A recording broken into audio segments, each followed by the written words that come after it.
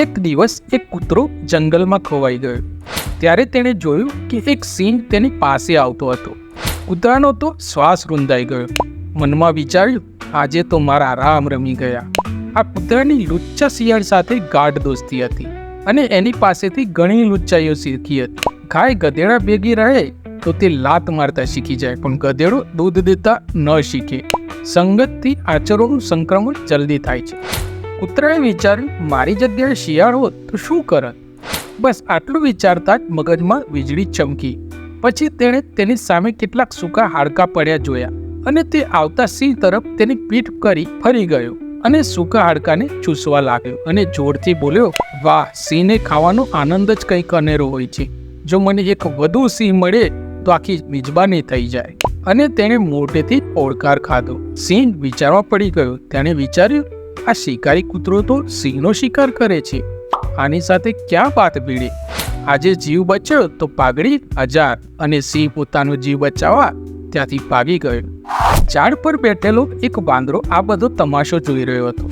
તેણે વિચાર્યું કે સિંહને આખી વાર્તા કહેવાની આ એક સારી તક છે.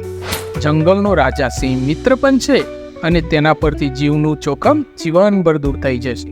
તે તરત જ છુપાઈને સિંહ પાછળ દોડ્યો.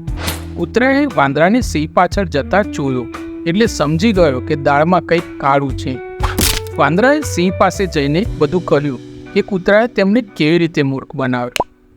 વાતોમાં કોક મરચું મીઠું બંભરાવીને કહ્યું. સિંહે જોરથી ગર્જના કરી, ચાલ મારી સાથે, હવે હું તેની રમત પૂરી કરું. અને વાંદરાને તેની પીઠ પર બેસાડીને સિંહ કૂતરા તરફ દોડી ગયો. મિત્રો, તમે કલ્પના કરી શકો છો કૂતરાએ મુશ્કેલીમાં શું બુદ્ધિ ચલાવી હશે? તેણે ચતુર શિયાળ પાસેથી શું શીખ્યું હશે? તો ચાલો આગળ જાણીએ. કૂતરાએ સિંહને આવતા જોઈને ફરી એકવાર તેની તરફ પીઠ કરી અને જોરથી બોલવાનું શરૂ કર્યું. આ વાંદરાને મોકલ્યાને 1 કલાક થઈ ગયો. સાલું એક સિંહને પટાવી અને પકડી પણ ના લાવી શક્યો. બસ આટલું સાંભળતા સિંહનો પત્તો છટક્યો. કૂતરાએ એટલા વિરોધતાવાળા અવાજમાં આત્મવિશ્વાસથી કહ્યું કે સિંહ થાપ ખાઈ ગયો. સિંહ તો વાંદરાને પટકીને માર્યો. વાંદરો જીવ બચાવવા માંડ ત્યાંથી ભાગી ગયો. જિંદગીભર ચુંગલી કરવાનું ભૂલી ગયો. તો મિત્રો, આ વાર્તા પરથી એ શીખવા મળે છે કે ચતુરાઈથી વિશ્વ અને દુશ્મનો જીતી શકાય છે. કૃષ્ણના જીવનમાંથી અક્ષરશ શીખાય છે. તમારા આસપાસ ઘણા બંધનો છે જે તમારી શક્તિ, સમય અને ધ્યાનને ભટકાવે છે. તેમને ઓળખો અને તેમના અંગે સાવચેત રહો. અને યાદ રાખજો મિત્રો કે મુશ્કેલ સમયમાં તમારો આત્મવિશ્વાસ કદી ના ગુમાવશો. તો મિત્રો, વાર્તા સારી લાગી હોય તો લાઈક કરી દેજો, ચેનલને સબસ્ક્રાઇબ કરી દેજો.